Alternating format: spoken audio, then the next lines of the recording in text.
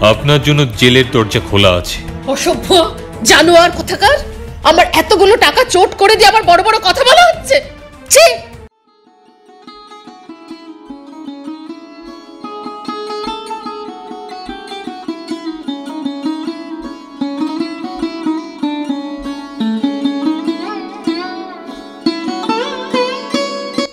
বাংলা ও বিশ্ব সাহিত্যের কিছু কালোজয়ী গল্পের ভান্ডার দিয়ে সাজানো আমাদের এই গল্পের আসর। আমাদের এই ভান্ডারে আছে নানা স্বাদের গল্প, কখনো তা রহস্যে মোড়া, কখনো বা সেটা হাড় হিম করা ভয়ের, কিংবা কখনো প্রাণ খোলা মজার। এই গল্পগুলো বেঁচে থাকুক আমাদের মনের মণিকোঠায় চিরকাল। বিশ্বের গোয়েন্দা সাহিত্যের ইতিহাসে আগাথা ক্রিস্টি সম্রাজ্ঞীর আসনে অধিষ্ঠিতা। তার সৃষ্ট অমর গোয়েন্দা পার্কার পাইনকে আমরা কখনো ভুলতে পারব না। তীক্ষ্ণ বুদ্ধি, প্রখর কর্তব্যবোধ আর তাৎক্ষণিক প্রত্যুত্পন্ন মতিতত্ত্বের সমন্বয়ে তিনি একাধিক রহস্যের সমাধান করে আমাদের অবাক করে দিয়েছেন।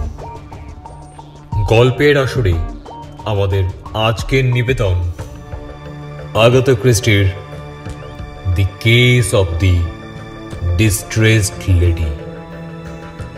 নির্দেশনায় অর্ক, গল্প পাঠে সূত্রধর মনোজ, পার্কার পাইনের চরিত্রে অর্ক এবং মিসেস ডাফনি সেন্ট জন ও মিস রিচার্ডের চরিত্রে স্বাতী মুখার্জি। সম্পাদনায় অর্ক। আমাদের শ্রোতা বন্ধুদের কাছে শুধু একটাই অনুরোধ, আমাদের এই গল্পের আসরকে আরও বেশি করে জমিয়ে রাখতে আমাদের এই চ্যানেলটিকে দয়া করে সাবস্ক্রাইব করে দেবেন এবং আমাদের গল্প যদি ভালো লেগে থাকে তাহলে লাইক ও শেয়ার করবেন। তার সাথে আপনাদের অতি মূল্যবান মতামত এই ভিডিওর কমেন্ট সেকশনে জানিয়ে রাখবেন অতি অবশ্যই। শুরু হচ্ছে আমাদের আসরের আজকের গল্প আগাথা ক্রিস্টির the case of the distressed lady.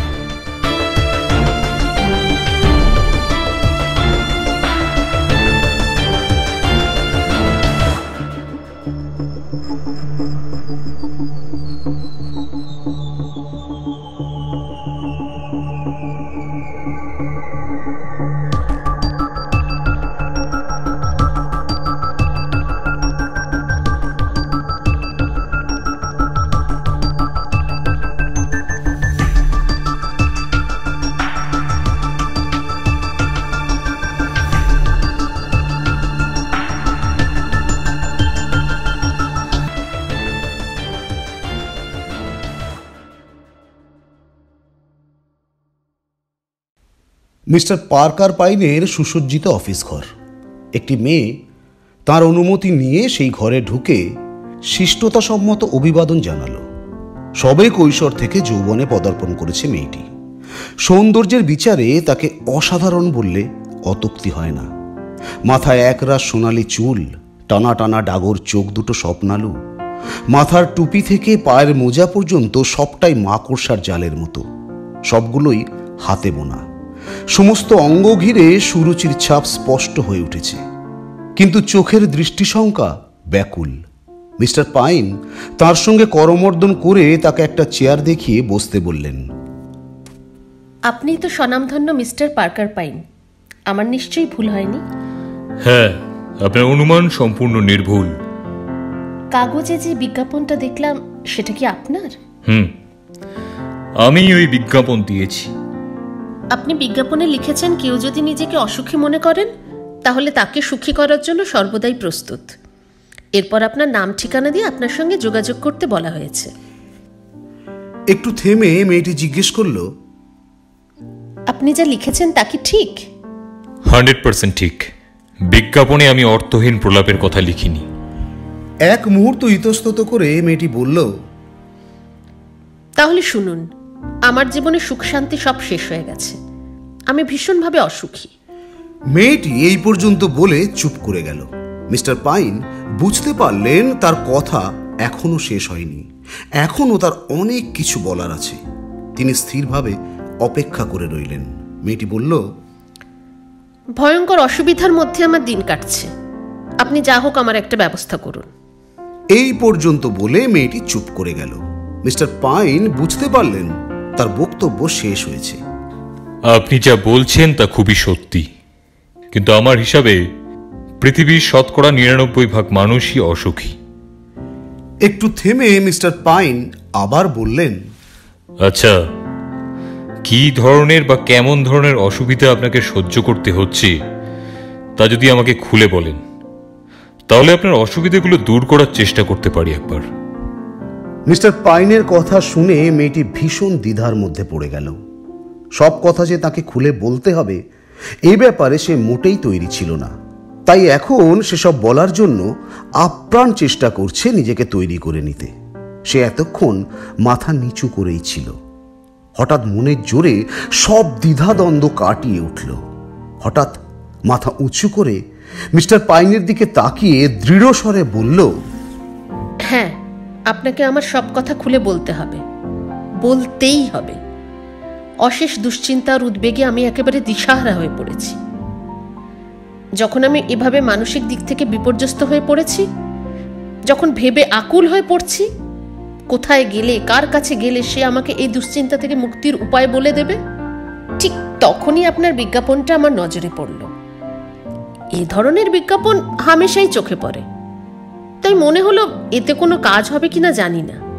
আমি তো জীবনে ঠকেই আছি, ঠকারই ভাগ্য আমার। ঠকতে হয় ঠকবো, তবুও একবার আমাকে বিজ্ঞাপন দাতার সঙ্গে দেখা করতেই হবে।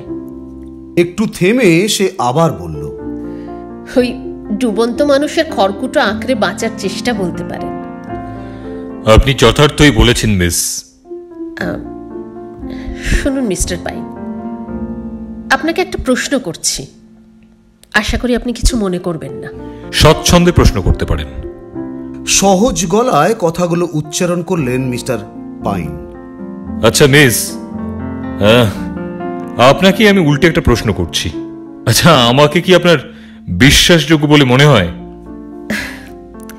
ঠিক বুঝে উঠতে পারছি না, তবে সব থেকে বড় কথা হলো সেভাবে আপনার উপর আস্থা তৈরি না হলেও আপনাকে আমার বাধ্য হয়েই বিশ্বাস করতে হবে।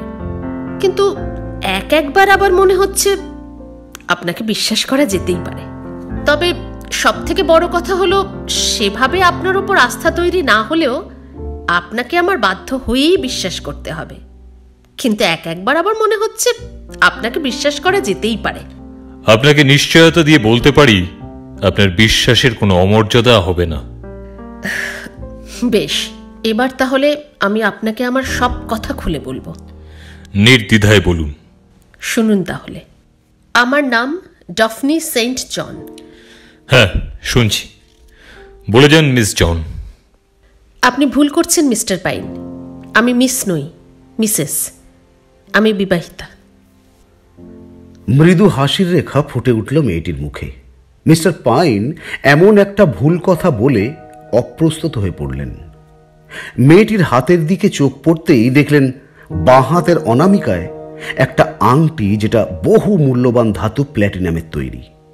মেয়েটি নিজের কথা বলতে লাগলো, আমার বিয়ে না হলে এরকম দুর্ভোগ আর যন্ত্রণা আমাকে সহ্য করতে হতো না।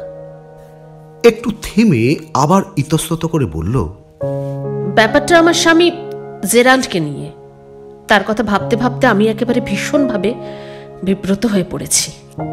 কথা শেষ করে মেয়েটি তার হাত ব্যাগের ভেতর থেকে একটা আংটি বের করলো। পরে সেটা মিস্টার পাইনের সামনে টেবিলের ওপর রেখে দিল। বেশ বড় সাইজের হিরে সেট করা প্ল্যাটিনামের আংটি। মিস্টার পাইন আংটিটা টেবিল থেকে তুলে নিয়ে জানালার কাছে গেলেন। কিছুক্ষণ ধরে খুঁটিয়ে খুঁটিয়ে পরীক্ষা করলেন। তারপর সেটাকে সার্সির কাছে ঘষে দেখলেন। এবার ফিরে এসে জহুরিদের লেন্স চোখে লাগিয়ে হিরেটা খুঁটিয়ে খুঁটিয়ে পরীক্ষা করলেন। হিরেটা তো খুবই সুন্দর। সুন্দর শুধু নয়, খুব দামি। এর দাম কম করে 2000 পাউন্ড। হ্যাঁ, আপনি ঠিকই বলেছেন। এই আংটিটাই আমি চুরি করেছি। আর চুরি করে কি ভীষণ যে ফ্যাসাদে পড়েছি তা আপনাকে কি করে বোঝাই। ব্যাপারটা আমাকে খুব বেশি রকম কৌতূহলী করে তুলেছে। মিস্টার পাইনের কথা শেষ হবার সঙ্গে সঙ্গে বাঁধ ভাঙা কান্নায় ভেঙে পড়ল মিসেস জন।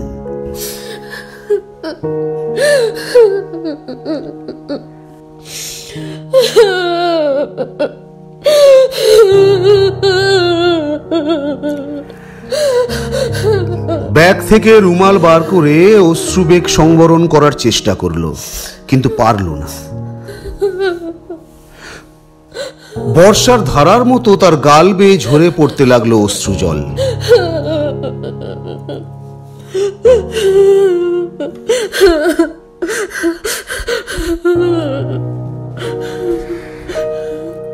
আপনি এত ভেঙে পড়বেন না মিসেস জন। একবার যখন আপনি আমার কাছে এসে পড়েছেন, তখন আপনার এই বিপদ থেকে উদ্ধার করার যথাসাধ্য চেষ্টা আমি করব। আপনাকে আমি এই কথা দিচ্ছি। অনেক চেষ্টায় নিজেকে সামলে নিয়ে মিসেস জন বলল,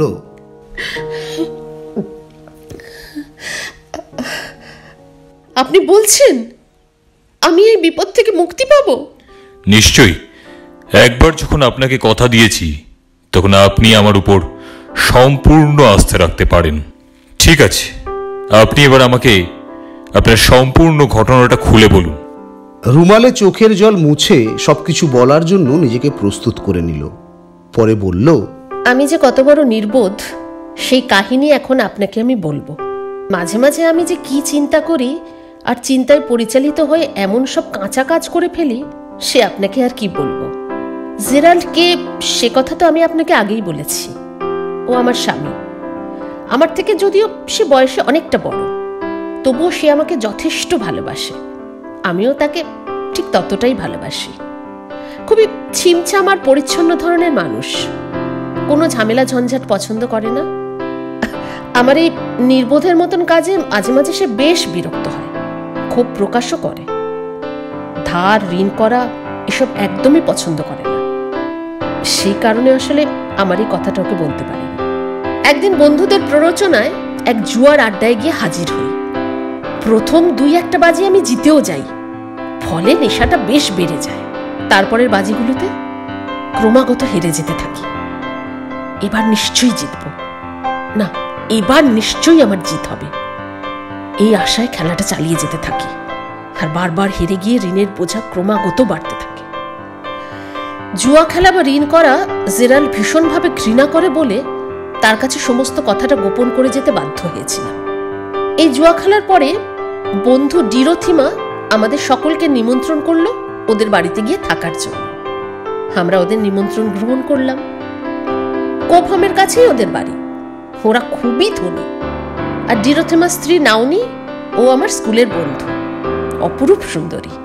আমরা যখন ওদের বাড়িতে ছিলাম, তখন এই যে আংটিটা দেখছেন, এর হিরেটা আলগা হয়ে খুলে যাওয়ার অবস্থা হয়।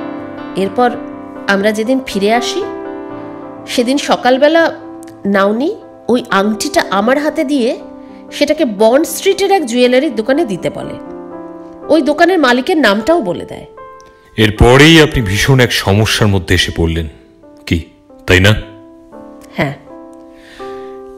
ঠিক আছে, আপনি বলে যান, আমি আপনার সমস্ত কথা শুনছি। মিস্টার পাইন, আপনি আমাকে প্লিজ কথা দিন, এই ঘটনার কথা আপনি কখনো কারোর কাছে প্রকাশ করবেন না। আমি সর্বদাই মক্কেলের গোপন ব্যাপারগুলো যাতে প্রকাশ না হয়ে পড়ে সেজন্য সব সময় সতর্ক হয়ে থাকি। এটা আমাদের ব্যবসা, আর আপনি নিশ্চয়ই জানেন যে ব্যবসার গুডউইলই সব থেকে বড় জিনিস। আপনি যেটুকু বর্ণনা করেছেন সেটাই যথেষ্ট, বাকিটা আমি ঠিক বুঝে নিতে পারবো। মিস্টার পাইন, কি কুৎসিত কাজটাই না আমি করে ফেলেছিলাম। ভাবলে নিজের ওপর অসম্ভব ঘৃণায় আমার সমস্ত শরীরটা কুঁকড়ে উঠছে। জানেন আমি কি করেছিলাম? লজ্জা ঘেন্নার মাথা খেয়ে আমি বন্ড স্ট্রিটের বান্ধবীর ঠিকানা দেওয়া দোকানে না গিয়ে অন্য একটা দোকানে গিয়ে উপস্থিত হলাম। সেই দোকানটা ছিল নকল গয়না তৈরির দোকান। বান্ধবীর দেওয়া হীরের আংটিটা দেখিয়ে ঠিক একই রকম একটা নকল আংটি তৈরি করে দিতে বললাম। দোকানদার কোনো সন্দেহই করল না। আমি অবশ্য কৈফিয়ত হিসেবে বলেছিলাম, খুব শিগগিরই আমাদের আসলে বিদেশে যেতে হচ্ছে, তাই আসল হীরের আংটিটা সঙ্গে রাখতে চাই না, দূরে যাওয়ার সময় কোথাও হারিয়ে যেতে পারে। আমি ওদের সামনে নিখুঁত অভিনয় করলাম, আর তাই ওরা নিশ্চিন্ত মনে আংটিটা তৈরি করে ফেলল। এরপর আমি ওই নকল আংটিটা রেজিস্ট্রি করে পাঠিয়ে দিলাম আমার বন্ধু নাওনির কাছে, আর আসল হীরের আংটিটা বন্ধক দিলাম একটা দোকানে। কি ভেবে জানি না, কি ভেবে আমি এরকম একটা হীন, ঘৃণ্য, জঘন্য কাজ করে বসলাম। এখনো ব্যাপারটা নেই, যতই ভাবি ততই মনটা আমার নিজের ওপর আমার ঘৃণা ধিক্কারে কুকড়ে ওঠে। আমি ছি ছি ছি ছি, কি কুৎসিত, কি কুৎসিত। তার চোখ দুটো ছলছল করে উঠল। সে সজল চোখে বলল, একজন চোর আর আমার মধ্যে কোনো প্রভেদ নেই। ছি ছি ছি, আমি কি করলাম? মেয়েটি দুহাতে মুখ ঢেকে অশ্রুবেগ সংবরণ করার চেষ্টা করল। মিস্টার পাইন জিজ্ঞেস করলেন, কতদিন আগে আংটিটা পাঠিয়েছিলেন? প্রায় 6 সপ্তাহ আগে। নিয়নির হীরের আংটিটা বন্ধক দিয়ে যে টাকাটা পেয়েছিলাম, সেটা দিয়ে বাইরের পাওনাদারদের দেনা শোধ করেছি। সেদিক দিয়ে আমার আর কোনো ভাবনা নেই, আমি অনেকটাই স্বস্তি পেয়েছি। কিন্তু তারপর থেকে আমি এক দুঃসহ যন্ত্রণায় সর্বক্ষণ বিদ্ধ হয়ে চলেছি। এর মধ্যে হঠাৎ আমার এক আত্মীয়র মৃত্যু হলো। কেন জানি না, তার সঙ্গে আমার বিশেষ সম্পর্ক না থাকলেও তিনি আমার জন্য অনেক টাকা রেখে যান, আর সেই টাকাটা দিয়ে আমি প্রথমেই বন্ধকে আংটিটা ছাড়িয়ে আনি। এটাই হলো সেই আংটি, আর এই হলো আমার কাহিনী। এখন আমার এমন অবস্থা যে আমি না পারছি গিলতে, না পারছি ফেলতে, একেবারে দিশাহারা অবস্থা। আমি কি করব কিছুই ভেবে ঠিক করতে পারছি না। কিছু মনে পড়ে যাওয়াতে সে আবার বলল, ও, একটা কথা তো আপনাকে বলতে ভুলে গেছি। বলুন। এর মধ্যে একটা অপ্রীতিকর ঘটনা ঘটে গেল। ডরথি মার্দের সঙ্গে আমাদের সম্পর্কটা তিক্ত হয়ে উঠল।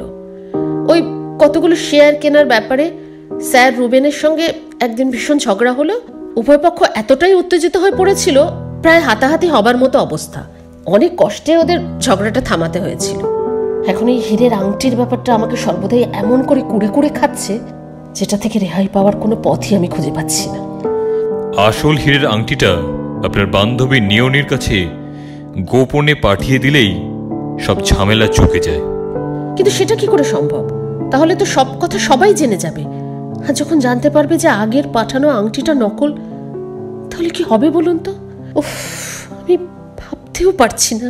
নিয়নি অর্থাৎ লেডি ডরথিমার তো আপনার স্কুল জীবনের সহপাঠিনী, কি তাই না? তাকে কোনো কথা গোপন না করে সব কথা খুলে বলতে পারেন তো। এখন তার অনুকম্পার উপর নিজেকে সঁপে দিলেই আপনি এই ঝামেলা থেকে মুক্তি পেতে পারেন। মিসেস সেন্ট জন এক মুহূর্ত কি যেন চিন্তা করল, পরে মাথা নাড়তে নাড়তে বলল, আসলে আগের মতো বন্ধুত্বের সম্পর্কটা তো নষ্ট হয়ে গেছে ওর সঙ্গে। তবু আমার বিশ্বাস, আংটিটা ফেরত পেলে সে আমাকে হয়তো আমার এই কুৎসিত কাজের জন্য অভিযুক্ত করবে না, কিন্তু আমার এই কুকীর্তির কথা সকলের কাছে প্রকাশ করে দেবে। তারপর আমি আর আমার বন্ধু বান্ধব, আত্মীয় পরিজন কারো কাছে কলঙ্কিত মুখ আর দেখাতে পারবো না। সুতরাং আমার কাছে আত্মহত্যা করা ছাড়া কোনো উপায় থাকবে না। তার দু চোখ বেয়ে ঝরঝর করে জল ঝরে পড়তে লাগলো। অশ্রু সজল চোখে মিস্টার পাইনের দিকে তাকিয়ে বলল, আপনিও কি হাল ছেড়ে দিলেন? আমার জন্য আপনার পক্ষে কি আর কিছু করাই সম্ভব নয়? নিশ্চয়ই পারি, অবশ্যই অনেক কিছুই করতে পারি। দৃঢ় স্বরে কথাগুলো উচ্চারণ করলেন মিস্টার পাইন। সত্যি কি আমাকে এই অবস্থা থেকে উদ্ধার করা সম্ভব আপনার পক্ষে? আমি কি আবার স্বস্তি শান্তি ফিরে পাবো? অবশ্যই আপনার ইচ্ছা পূরণ হবে। আমার দীর্ঘদিনের অভিজ্ঞতা থেকে বলতে পারি, এই নিদারুণ অবস্থা থেকে আপনি উদ্ধার পেয়ে যাবেন। একটু থেমে আবার জিজ্ঞেস করলেন মিস্টার পাইন, আচ্ছা, আপনার এই গোপন ব্যাপারটা আপনি ছাড়া আর দ্বিতীয় বা তৃতীয় ব্যক্তি কে জানে? আপনি হলেন সেই দ্বিতীয় ব্যক্তি যিনি আমার এই সমস্ত কলঙ্কজনক ঘটনার কথাটা জানতে পারলেন। আমাকে আপনি দ্বিতীয় বা তৃতীয় ব্যক্তি মনে করতে পারেন না, কারণ আমার দিক থেকে আপনার এই দুর্ভাগ্যজনক ঘটনার কথা প্রকাশ হবার বিন্দুমাত্র কোনো সম্ভাবনা নেই। এই সমস্যার সমাধান করতে গেলে বা আপনার এই মানসিক শান্তি ফিরিয়ে দিতে গেলে আমাদের যে কাজটা সবচেয়ে বেশি করা দরকার সেটা হলো এমনভাবে আংটিটা বদল করার ব্যবস্থা করতে হবে যাতে কারো মনে কোনো সন্দেহের উদ্বেগ না হয়।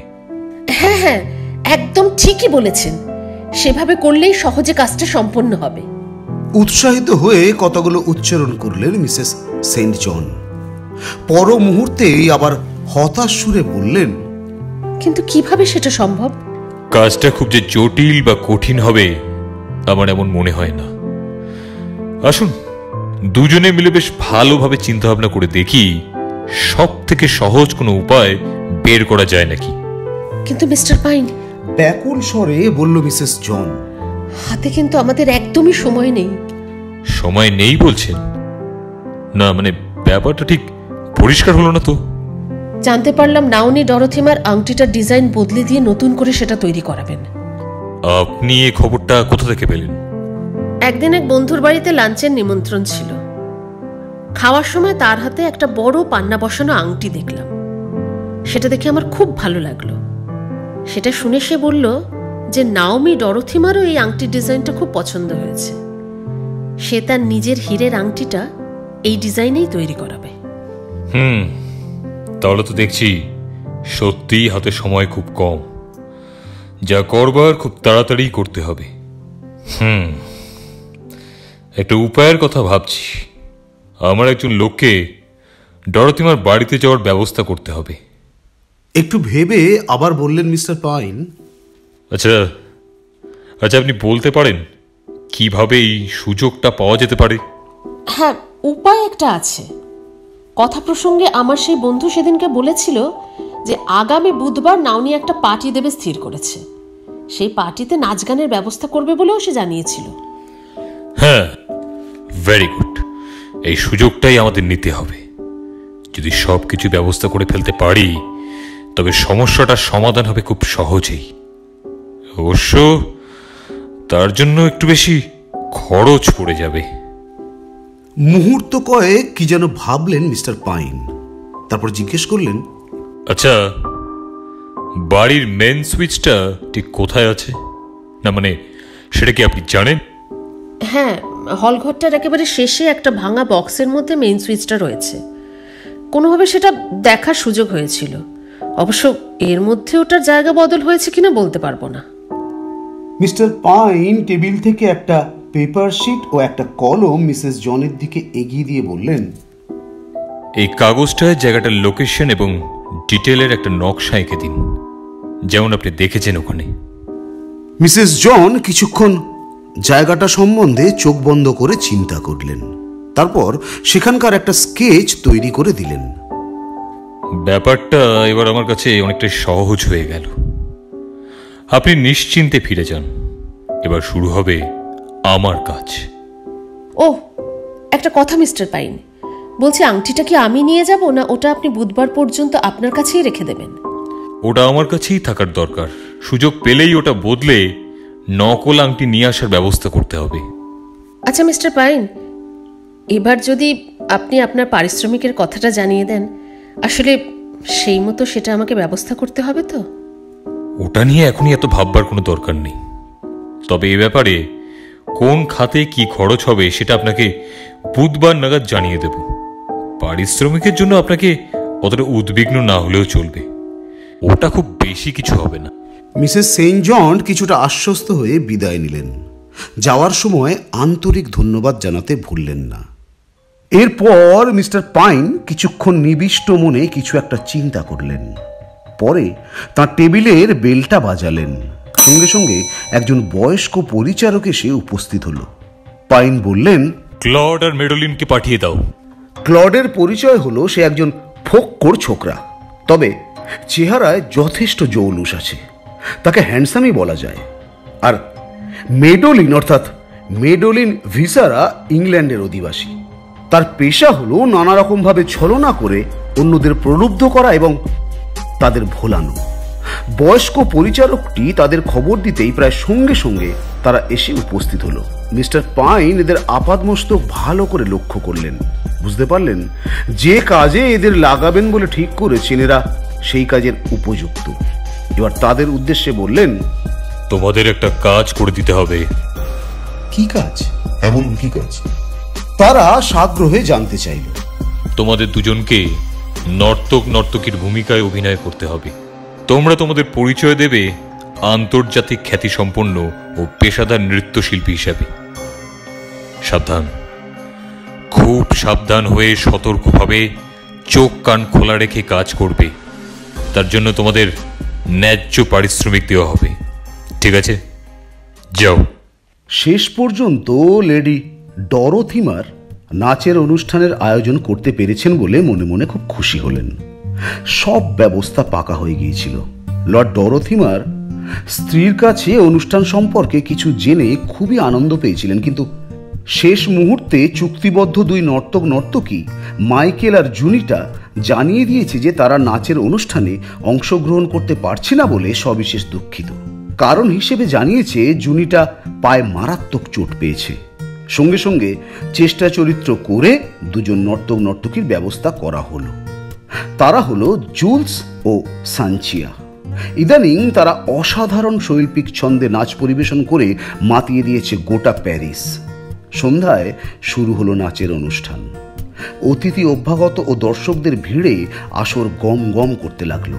এমন একটা সুন্দর অনুষ্ঠানের আয়োজন করার জন্য সকলেই লেডি ডরোথিমারের অকুণ্ঠ প্রশংসা করলেন। জুলস এবং সানচিয়া এমন এক স্প্যানিশ নৃত্য পরিবেশন করল যা দেখে সকলে আনন্দে আবেগে উচ্ছ্বসিত হয়ে উঠল। ঘন ঘন করতালিতে মুখর হয়ে উঠল অনুষ্ঠান গৃহ। তাদেরকে সকলেই আন্তরিক অভিনন্দন জানালো। অনুষ্ঠানের শেষে সকলের অনুরোধে শুরু হলো সাধারণ নাচের পর্ব। জুলস লেডি ডরোথিমারকে অনুরোধ করলো তাদের সঙ্গে নাচবার জন্য। তাতে তিনি বিন্দুমাত্র আপত্তি তো করলেনই না, বরং তাদের প্রস্তাবে সানন্দে সম্মতি জানালেন। তাদের নাচ শুরু হলো। মনে বাতাসের ছন্দের সঙ্গে তাদের নাচের ছন্দ মিলেমিশে একাকার হয়ে গেছে। লেডি ডরোথিমার কোনো নাচে এর আগে এত আনন্দ পাননি। সকলেই যখন নাচের আনন্দে মেতে আছে, সে সময় সকলের অলক্ষ্যে সানচিয়া চলে এলো হলঘরের শেষ প্রান্তে মিটার বক্সের কাছে। সেখানে তখন কেউ ছিল না। নাচতে নাচতে যখন লেডি ডরোথিমার আবেগে আবেশে বিহ্বল হয়ে পড়েছেন, তখন জুলস কানের কাছে মুখ নিয়ে আবেগের স্বরে বলল, আপনার নাচের ছন্দে যেন জাহাজের পালে হাওয়ার দোলা লেগেছে। আপনাকে আমার ভালো লেগে গেছে। মনে হচ্ছে আমার সমস্ত ভালোবাসা আপনার পায়ে উজাড় করে দিই। লেডি ডরোথিমার আবেশের বশে তার চোখ দুটো বন্ধ করলেন। তিনি কোনো কথা বললেন না। জুলসের কথায় যেন তিনি সম্মতিও প্রশ্রয় দিলেন। জুলস তাকে কাছে টেনে নিল। ঠিক সেই সময় সমস্ত আলো হঠাৎ নিভে গেল। সঙ্গে সঙ্গে জুলস তাকে জড়িয়ে ধরে তার গালে চুমু দিল। লেডি ডরোথিমার নিজেকে ছাড়িয়ে নেবার চেষ্টা করলেন, কিন্তু জুলস তার হাতটা শক্ত করে চেপে ধরল। এর মধ্যে লেডি ডরোথিমারের আঙুলের হীরের আংটিটা কিভাবে যেন চলে এলো জুলসের হাতে। কয়েক মুহূর্তের মধ্যে আবার সমস্ত আলো জ্বলে উঠল। জুলস তার আঙুলের দিকে তাকিয়ে বলে উঠল, আশ্চর্য, আপনার আংটিটা যে আমার হাতে। যদি আপনি অনুমতি দেন তাহলে আপনার আংটিটা আপনার হাতে পরিয়ে দিতে পারি। এরপর এক মুহূর্ত দেরি না করে জুলস লেডি ডরোথিমার আঙুলে হীরের আংটিটা পরিয়ে দিল।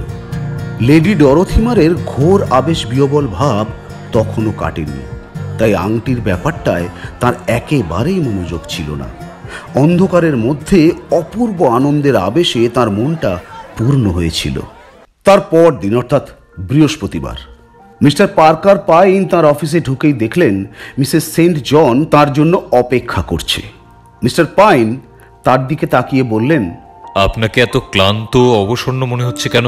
গতকাল রাত্রে দু চোখের পাতা এক করতে পারিনি। ভীষণ দুশ্চিন্তা দুর্ভাবনার মধ্যে দিয়ে সমস্ত রাতটা কেটে গেছে। মিস্টার পাইন আর কিছু না বলে তার দিকে একটা বিল এগিয়ে দিলেন। পরে বললেন, ওটা খরচের বিল, কোন খাতে কি খরচ হয়েছে সব লেখা আছে ওতে। মিসেস সেন্ট জন সেটার উপর একবার চোখ বোলালেন। ট্রেন ফেয়ার, কস্টিউমের দাম, জুলস আর সাঞ্চিয়ার পারিশ্রমিক 50 পাউন্ড, সব মিলিয়ে খরচ হয়েছে 60 পাউন্ড 19 শিলিং। হ্যাঁ, আপনার খরচের বিলটা দেখলাম, সেটা এক্ষুনি আমি দিয়ে দিচ্ছি। কিন্তু যে উদ্দেশ্যে আপনার কাছে এসেছিলাম সেই উদ্দেশ্য কি সফল হয়েছে? আপনি জানলে খুশি হবেন যে কাজটা বিনা বাধায় পরিকল্পনা মাফিক সুন্দরভাবে সম্পন্ন হয়েছে। আপনি জেনে রাখুন মিসেস জন, যদি আমি কোনো কাজের দায়িত্ব নিই তাহলে সেটা সাফল্যের সঙ্গে সম্পন্ন করাই আমার কর্তব্য হিসাবে বিবেচনা করি আমি। নাওনি অর্থাৎ লেডি ডরোথিমার তাহলে কিছুই বুঝতে পারেনি? পরিকল্পনাটা সূক্ষ্ম ছিল আর কাজটা সেইভাবেই করা হয়েছিল, সেই জন্য তিনি কিছুই সন্দেহ করতে পারেননি। ওহ, আপনি আমাকে কি স্বস্তি দিলেন! বিরাট একটা পাহাড়ের ভার যেন আমার বুক থেকে নেমে গেল। আমি এখন শান্তিতে নিঃশ্বাস ফেলতে পারবো। আচ্ছা মিস্টার পাইন, কত খরচ হয়েছে বললেন যেন? 60 পাউন্ড 19 শিলিং। মিসেস সেন্ট জন অর্থের নির্দিষ্ট অঙ্কটা গুনে টেবিলের ওপর রেখে দিল। মিস্টার পাইন সেটা টেবিলের ড্রয়ারে রেখে দিয়ে একটা রসিদ লিখে দিলেন। মিসেস জন বললেন, খরচ খরচা যা হয়েছে সেই টাকাটা আপনাকে দিলাম। এবার বলুন, এই কাজের জন্য আপনাকে কত টাকা পারিশ্রমিক দেব? এই ধরনের কাজের জন্য আমি কোনো পারিশ্রমিক নিই না। ওহ মিস্টার পাইন, আপনি সত্যিই একজন মহৎ লোক, কিন্তু আপনার পারিশ্রমিক না দিলে আমি নিজের কাছেই তো অপরাধী থেকে যাব। কিছু মনে করবেন না মিসেস জন, আমি নীতির বাইরে কোনো কাজ করি না। এরপর পকেট থেকে একটা ছোট্ট জুয়েল কেস বের করে টেবিলের ওপর রেখে তার ঢাকনাটা তুলে দিলেন। পরে বললেন, এটা আপনার সেই নকল হীরের আংটি। এটার জন্য যে কি দুর্ভোগ আর যন্ত্রণা আমাকে সহ্য করতে হয়েছে, মনে হচ্ছে যে এক্ষুনি যেন জানলা দিয়ে এটাকে ছুঁড়ে বাইরে ফেলে দিই। না, সেটা আপনি করতে পারবেন না। এমন একটা জিনিস রাস্তার আস্তা করে পড়ে থাক, সেটা আমি চাই না। আচ্ছা, এটা যে নকল আর এটাই যে ডরোথিমার হাতে ছিল সে ব্যাপারে আপনি কি নিশ্চিত? হ্যাঁ, আমি নিশ্চিত। আসল হীরের আংটিটা এখন ডরোথিমা তার অনামিকাতে পড়ে আছেন। একটা গভীর স্বস্তির নিঃশ্বাস বেরিয়ে এলো মিসেস জনের বুক থেকে। বললেন, এবার আমি নিশ্চিন্ত হলাম। মিস্টার পার্কার পাইন বললেন, ক্লড কাজটা সঠিকভাবে করতে পেরেছে কিনা সে ব্যাপারে আমার সন্দেহ ছিল। আজ সকালে একজন জহুরিকে দেখিয়ে আমার সমস্ত সন্দেহের আমি অবসান করেছি। মিসেস সেন্ট জন তার আসন থেকে উঠে পড়ল, কিন্তু কি ভেবে আবার বসে পড়ল। জিজ্ঞেস করলেন, আচ্ছা, সেই জহুরি ভদ্রলোক আংটিটা দেখে কি বললেন? ভদ্রলোক বলেছিলেন এই আংটিটা নকল, কিন্তু কাজ অসাধারণ। যিনি ওটা বানিয়েছেন তার অসাধারণ দক্ষতার প্রশংসা না করে পারা যায় না। একটু থেমে মিস্টার পাইন আবার বললেন, আপনার আর কোনো সন্দেহ নেই তো? মিস্টার পাইন এমন সুরে কথা বললেন, মিসেস জন কিছু বলতে গিয়েছিলেন কিন্তু কিছুই বলতে পারলেন না। শুধু নীরবে মিস্টার পাইনের মুখের দিকে তাকিয়ে রইলেন। মিস্টার পাইন এবার শান্ত দৃষ্টিতে তার মুখের দিকে তাকালেন। বললেন, সত্যি বলতে এটা কোনো কাজের মধ্যেই পড়ে না। এসব কাজের জন্য যাদের আমি নিয়োগ করি তাদের কাজের দায়িত্ব দেওয়ার আগে আমাকে অনেকবার ভাবতে হয়। মাফ করবেন মিসেস সেন্ট জন, মনে হচ্ছে আপনি কিছু বলতে চান। আমি? না না, আমি আর কি বলবো। মিসেস সেন্ট জন, আপনাকে আমি একটা কাহিনী শোনাতে চাই। সেই কাহিনীর সঙ্গে আপনার কাহিনীর অনেকটাই মিল আছে।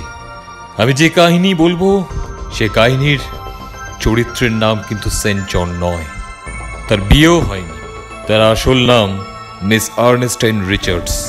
এই কিছুদিন আগেও সে লেডি ডরোথিমার সেক্রেটারি হিসেবে কাজ করত। কিছুদিন পরে লেডি ডরোথিমা হঠাৎ একদিন লক্ষ্য করলেন তার হাতের আংটির হিরেটা আলগা হয়ে খুলে পড়ার অবস্থা হয়েছে। সেটা ঠিকভাবে আটকাবার জন্য লেডি মিস রিচার্ডসকে শহরে পাঠালেন তিনি।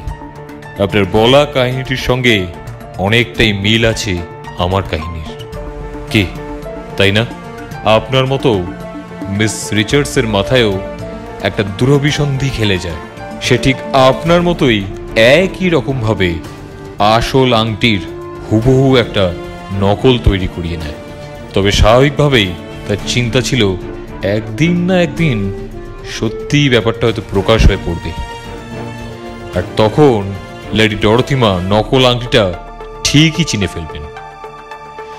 তার মনে পড়বে আংটির হিরেটা ঠিকভাবে আটকানোর জন্য তিনি কাকে শহরে পাঠিয়েছিলেন, আর অনিবার্যভাবেই তিনি বুঝে ফেলবেন যে তার সেক্রেটারি মিস রিচার্ডস ছাড়া আর কেউই এই কাজটা করতে পারে না। মিস্টার পাইন ঠান্ডা চোখে মিসেস সেন্ট জনের দিকে তাকালেন। তেমন কোনো ভাবান্তর লক্ষ্য করলেন না। তিনি আবার বলতে শুরু করলেন, প্রথমে আমি ভেবে নিয়েছিলাম মিস রিচার্ডস যা বলছে, অর্থাৎ জুয়ার আড্ডায় হেরে গিয়ে সে অনেক টাকা ঋণ করে ফেলেছে।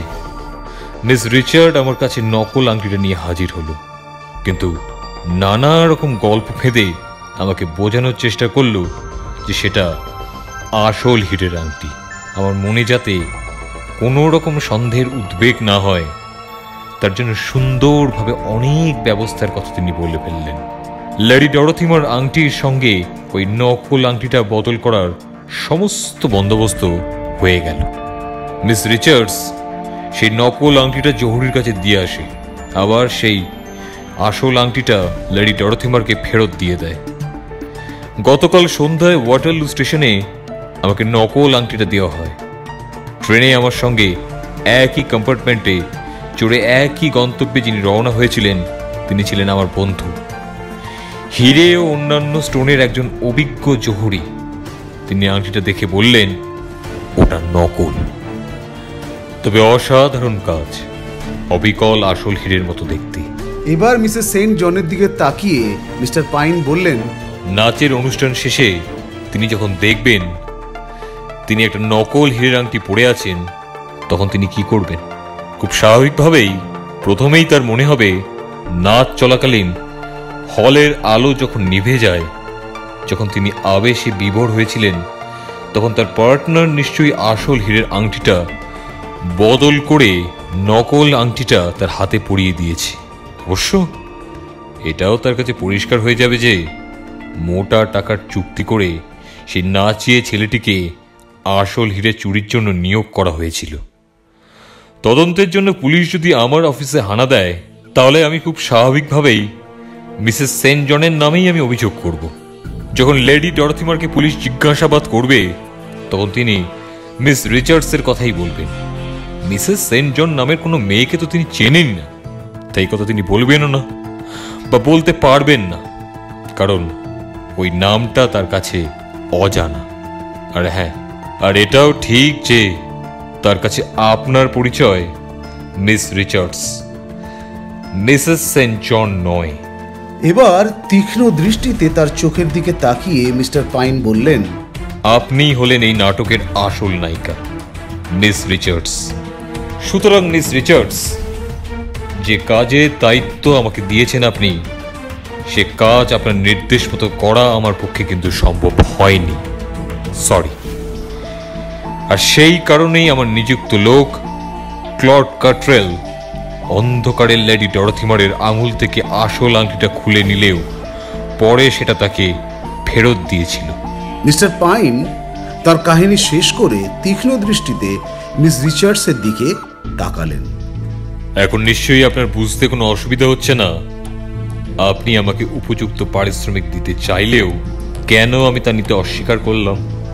আমার কাজ হলো মানুষকে সুখের সন্ধান দেওয়া, আর সেই ধরনের প্রতিশ্রুতির কথা লেখা থাকে আমার বিজ্ঞাপনে। কিন্তু প্রকৃতপক্ষে আপনাকে সুখী করা আমার পক্ষে সম্ভব হয়ে ওঠেনি। আপনার বয়স অল্প, কাজটাও করে ফেলেছেন অপরিণত বয়সের একজন লোকের মতো। খুব সম্ভব আপনি হঠাৎ করেই এই ধরনের একটা হীন কাজ করার সুযোগ পেয়েছেন, অথচ দেখুন আপনি এমন একজন মানুষের কাছে এলেন এবং যাকে প্রতারিত করার চেষ্টা করলেন দীর্ঘ জীবনের অভিজ্ঞতায়, যিনি নিজেকে পাকিয়ে তুলেছেন। আমার সেই দীর্ঘ অভিজ্ঞতা থেকে আপনাকে বলে দিতে পারি, এ ধরনের জালিয়াতির জন্য অভিযুক্তকে বেশ কয়েক বছরের সশ্রম কারাদণ্ডে দণ্ডিত করা হয়। আপনার ক্ষেত্রেও আশা করি এই নিয়মের কোনো ব্যতিক্রম হবে না। এখন আপনিই যা স্থির করবেন। আপনার জন্য জেলের দরজা খোলা আছে। অসভ্য জানোয়ার কোথাকার! আমার এতগুলো টাকা চোট করে দিয়ে আবার বড় বড় কথা বলা হচ্ছে। ছি!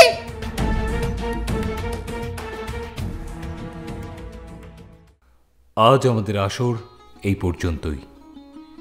আবার আপনাদের কাছে আজকের এই বিদায় বেলায় সেই চিরাচরিত অনুরোধ, আমাদের এই গল্পের আসর আপনাদের ভালো লেগে থাকলে এই আসর আরও বেশি করে জমিয়ে তুলতে দয়া করে আমাদের এই চ্যানেলটিকে সাবস্ক্রাইব করে দেবেন এবং আমাদের গল্প যদি ভালো লেগে থাকে তাহলে লাইক ও শেয়ার করবেন। তার সাথে আপনাদের মূল্যবান মতামত অতি অবশ্যই আমাদের এই ভিডিওর কমেন্ট সেকশনে জানিয়ে রাখবেন। ভালো থাকবেন। ধন্যবাদ।